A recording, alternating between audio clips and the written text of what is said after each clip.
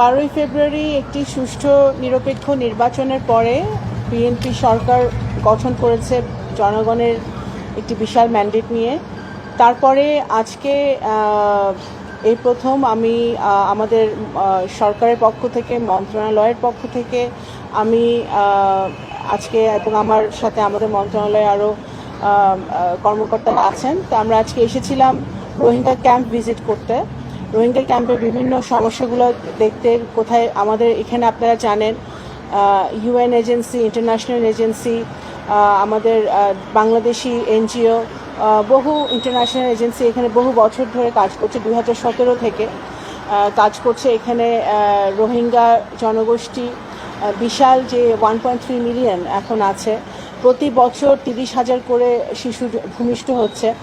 তো এই বিশাল জনগোষ্ঠীকে তারা তাদের স্বাস্থ্য, শিক্ষা, বাসস্থান, খাদ্য, নিরাপত্তা, এগুলো সব কিছু কী অবস্থা সেগুলো দেখার জন্য আমরা এসেছি। আপনারা জানেন যে আমরা সকলে জানি যে এটা একটা বাংলাদেশের জন্য, সারা পৃথিবীর জন্য একটা আন্তর্জাতিক সমস্যা। তো বিএনপি যতবারই সরকার এসেছে বিগত দিনে, শহীদ রাষ্ট্রপতি জিয়াউর রহমানের সময় থেকে শুরু করে দেশনেত্রী বেগম খালেদা জিয়ার সময়, দুইবার আমরা সাকসেসফুলি আমরা রোহিঙ্গা জনগোষ্ঠীকে রিপ্যাট্রিয়েশন করতে পেরেছিলাম সম্মানের সাথে, সিকিউরিটির সাথে। আজকে এই অবস্থা, এখন যে অবস্থা এখন বিরাজ করছে মিয়ানমারে এবং বর্ডারে, এখন সিচুয়েশন অনেক বেশি কমপ্লিকেটেড, আমাদের সমস্যাগুলো অনেক কমপ্লেক্স। সেই বাস্তবতায় বাংলাদেশ জাতীয়তাবাদী দলের সরকার অত্যন্ত বদ্ধপরিকর যে আমরা রিপ্যাট্রিয়েশন করতে চাই এই জনগোষ্ঠীকে, তার সম্মানের সাথে, ডিগনিটির সাথে, সেফটি, সিকিউরিটি এনশিওর করে তাদেরকে তাদের দেশে, তাদের মাটিতে আমরা ফেরত পাঠাতে চাই, যাতে তারা তাদের দেশে গিয়ে ভালো থাকতে পারে, কাজ করে খেতে পারে, তাদের মৌলিক অধিকারগুলো তারা পায় সেখানে। সেই চেষ্টাটা আমরা করছি। তা বাংলাদেশ সরকার ইতিমধ্যেই মিয়ানমারের সরকার, আরাকান আর্মি, বিভিন্ন স্টেক হোল্ডার যারা আছে তাদের সাথে আমরা এঙ্গেজমেন্ট করছি, যোগাযোগ করছি, বিভিন্ন দেশের সাথে আমরা যোগাযোগ করছি, কথা বলছি যাতে রোহিঙ্গা সমস্যাটা সবাইকে নিয়ে সমাধান করা যায়। সবাই যেন, আপনার চীন আছে, ভারত আছে, আর আসিয়ান দেশগুলো আছে, আমাদের মুসলিম দেশগুলো আছে, ওয়েস্টার্ন দেশগুলো আছে, সবাই কিন্তু এখানে অবগত আছে যে এখানে একটা বিশাল, পৃথিবীর সবচেয়ে বড় একটা রেফিউজি সংকট রোহিঙ্গা সমস্যাটা। তো সেইটা কিভাবে সমাধান করা যায় সেটা আমরা চেষ্টা করছি। তো সেই জন্যই আজকে আসা এবং ঘুরে দেখা। তো সাম্প্রতিককালে তো নন স্টেট একটা পার্টি আছে, তাদের সাথেও কি নেগোসিয়েশনের একটা বিষয় একটু? দেখুন, এই সমস্যাটা যেমন ডিপ্লোম্যাটিক সেরকম রাজনৈতিক। এখানে শুধু ডিপ্লোমেসি দিয়ে বা শুধু পলিটিক্স দিয়ে এই সমস্যার সমাধান হবে না, এটা মাল্টিল্যাটারালি এই সমস্যার সমাধান খুঁজতে হবে।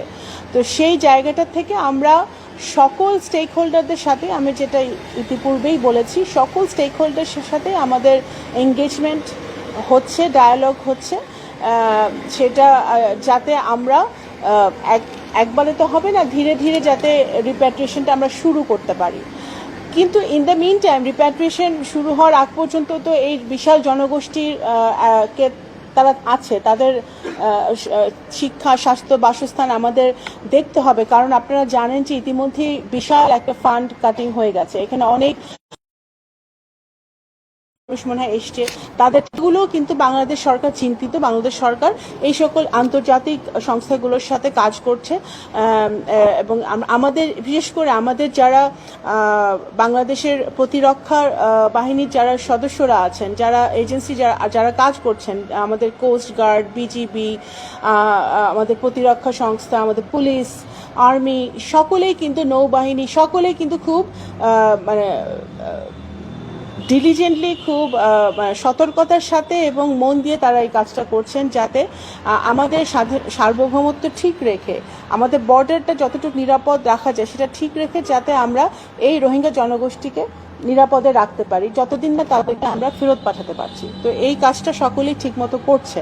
তো বাংলাদেশ সরকার যে আমাদের যে কাজটা শুরু হয়েছে সেটার একটা সুফল আমরা ভবিষ্যতে দেখতে পারবো এবং রিপ্যাট্রিয়েশন শুরু হবে। রোহিঙ্গা জনগোষ্ঠীদের যে আন্তর্জাতিক সহায়তা ডিআরপি, এটা তো মানে আমরা শুরু থেকে দেখে আসছি যে আস্তে আস্তে কমে আসতেছে, মানে এটা অনেকটা 15% বা আরো বেশি আরো কম, এটা বাড়ানোর ক্ষেত্রে এটা আমরা কথা বলছি, আমরা আন্তর্জাতিক সংস্থাগুলোর সাথে কথা বলছি, ডোনারদের সাথে কথা বলছি, আবার এটা বাড়ানো যায় নাকি।